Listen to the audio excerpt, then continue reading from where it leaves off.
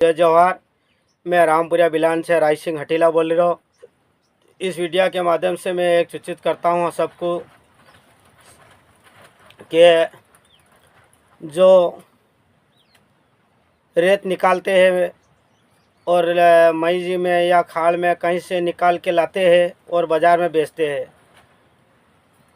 तो मैं सरकार को कहना चाहता हूँ कि साहब, जो टेटकर एक आदिवासी लाता है 50,000 लाख रुपया भर के, अगर टेटकर लाता है और ट्रैली लाता है और फिर वो रेत निकाल के लाता है, तो भरने वाला जो रेत वहाँ खोद के भरते हैं, छान के भरने वाला, यूँ समझ लो कि 900 रुपया तो वो ट्रैली भरने वाला ले लेते हैं।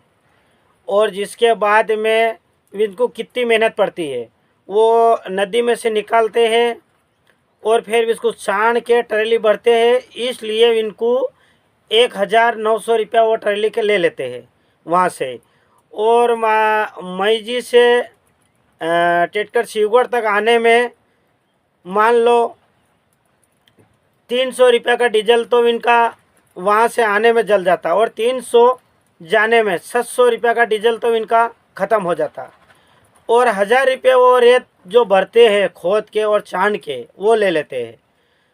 तो मान लो 1,600 रुपया तो इनका वहाँ ही ख़त्म हो गया। 200 रुपया मान लो ड्राइवर और 100 रुपया इनका खाने पीने का, तो 300 रुपया तो वो बन गया। अब ला के वो 3,000 3,500 में बेचता है। जब वो इनको थोड़े बहुत पैसे मिल जाता है, तो सरकार से मेरा निवेदन है कि आप टेटकर को थाने में खड़ा कर देते हैं, और थाने में खड़ा करके फिर इसको महीना 2 महीना 15 दिन 20 दिन लग जाता है इनको छोड़ाने का।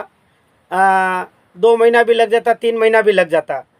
तो वहाँ पे फिर पैसे की मांग होती है 40,000 50,000। तो वो 40-50 हज़ार रुपया मान लो वहाँ थाना में भरेगा और जुर्माना भर के टेटकर ट्रैली वापस छुड़ा के ले जाएगा, और इतने किस्त इसकी आगा आ जाएगा 70,000 80,000 90,000 इनकी टेटकर वाले की किस्त आ जाएगा। तो वो टेटकर को किस्त कैसे भरेगा, फिर इनके बच्चे को कैसे पालेगा।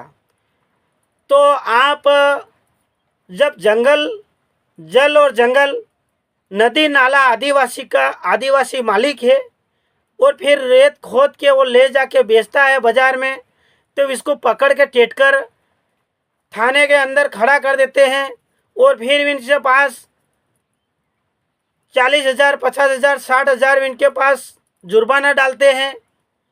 तो सर, ये तो बहुत बड़ी अन्याय हो रही। आप भी विचार करो सर, बहुत बड़ी अन्याय हो रही है। कोई आदिवासी टेटकर कोई घर से लाने की, मोटरसाइकिल लाने की क्षमता नहीं है इनके पास।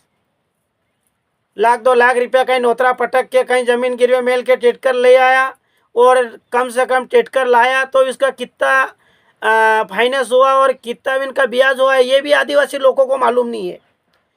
अगर 7 लाख 8 लाख में टेटकर पड़ता है और 1 लाख 2 लाख रुपया भर के वो लाया है, तो वो टेटकर जाएगा डायरेक्ट 10-12 लाख में। ये इनको मालूम ही नहीं आदिवासी लोगों को कि 3 लाख 4 लाख अगर फाइनेंस करते हैं तो इनका ब्याज कितना बढ़ता है, और अगर किस्त सूख गए तो इसको ओडियो लगती है। तो मेरे सरकार से निवेदन है हाथ जोड़ के कि इस टेटकर को रेत जो लाता है और कोई मकान बनाते हैं, तो टेटकर को रेत का भरिया था का पकड़ना नहीं, और नहीं हो तो पहले से इनको बोल दो कि रेत नहीं बेची जाए, तो वो नहीं बेचेगा। अगर इनको इस पर बोल दो भाई कि इनके ऊपर इतना जुर्माना लगेगा आप रेत बेचोगा, तो फिर वो लाए नहीं। अब वो जो ला रहे हैं, मकान बन रहे हैं सबका, और सबका सहयोग हो रहा, क्या है इसको क्या धन कमा रहते हैं रेत में। 1,000-1,200 रुपया 1,500 रुपया के इनकी हो जाती है। 3,000 में रेत लाता, 1,500 रुपया कभी बचता है तो क्या हुआ, एक ट्रिप लाता है, दूसरे दिन फिर एक ट्रिप लाएगा। तो मेरे निवेदन है कि रेत का जो बढ़िया थका टेटकर है इनको ना पकड़े और ना इनके ऊपर इतना जुर्माना लगाए।